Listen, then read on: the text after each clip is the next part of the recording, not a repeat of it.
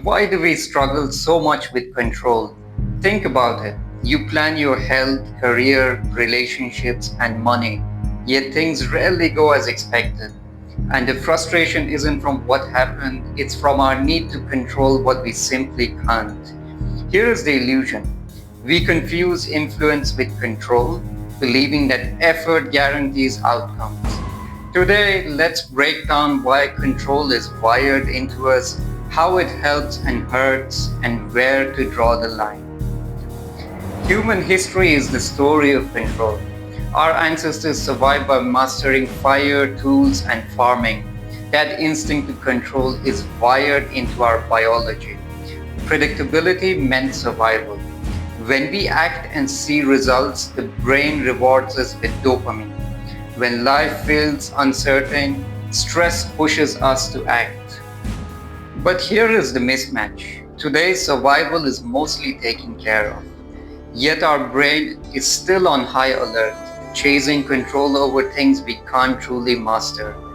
Promotions, social media likes, stock markets, relationships, even global systems like politics, pandemics, and AI. So yes, control gave us progress and comfort, but the same instinct that once kept us alive is now a major source of our stress. Psychology has a name for this, the locus of control, first studied by Julian Rother in the 1950s. Internal locus means believing I shape my destiny.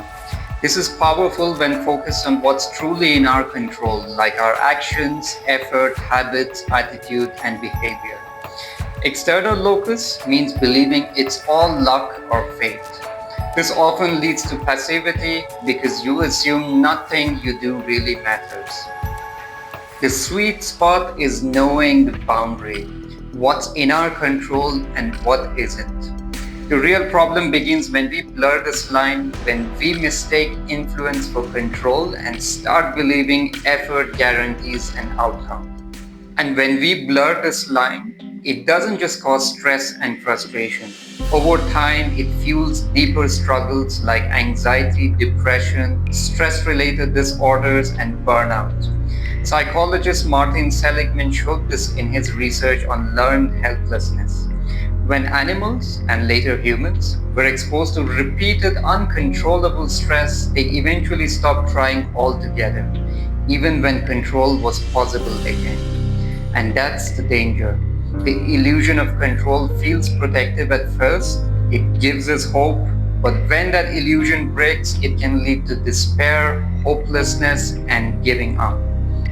The opposite is also true. When you clearly distinguish between what you can control, what you can only influence, and what you must accept, you regain freedom. You stop wasting energy on the impossible and start investing it where it actually matters.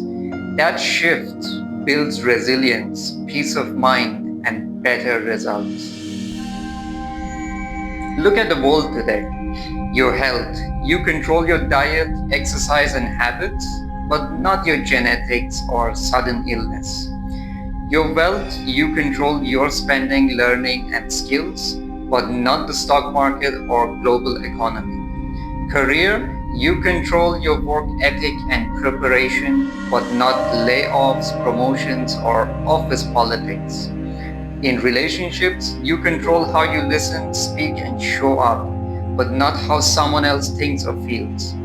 And in happiness and peace, you control your mindset and daily choices, but not life's random twists and turns. And if you really zoom out, we are literally living on a rock suspended in space, spinning around the sun at nearly 30 kilometers per second. Just think about that. Our entire existence is carried by forces far beyond our control. Every area of life follows one rule. Control your inputs, not the outcomes. Stress multiplies when we try to control both. So what's the alternative then? In any situation, you really just have three choices. Accept it, change it, or leave it. When you accept it, you're letting go of the urge to fight reality. When you change it, you're letting go of obsessing over what you can't control while acting on what you can. When you leave it, you're letting go of attachment to staying in a place or a situation that no longer serves you. But here is the key. Whatever path you choose, the inner posture is the same. Letting go. Letting go isn't passive, it's an active skill. You're retraining your brain, your physiology, and your daily habits to release the false grip on outcomes. And that takes strength, it's not weakness. That distinction, that's where freedom begins. Let me give you a few simple tools you can use today. First, control check. Let's look at the image you saw earlier. List your worries and then sort them into things in your control versus things outside your control. Keep your energy on things that you can control. Second, mindset reframe. When a negative thought hits like, I'll never succeed, pause and ask, is this 100% true? What part of this is in my control? Can I look at this another way? This simple shift rewires your brain to focus on what's useful instead of what's hopeless. Number 3, ride the waves. Life is unpredictable. Instead of fighting the waves, train yourself to surf them. Anchor in your routines, small actions and mindset shifts, even when the waves are rough. Number 4, shift the question. Instead of asking, why is this happening to me? Ask, how can I respond right now? That one change turns helplessness into power. These simple shifts train your brain to live more in control and less in chaos. Knowing where control ends and acceptance begins isn't just psychology, it's survival in today's world.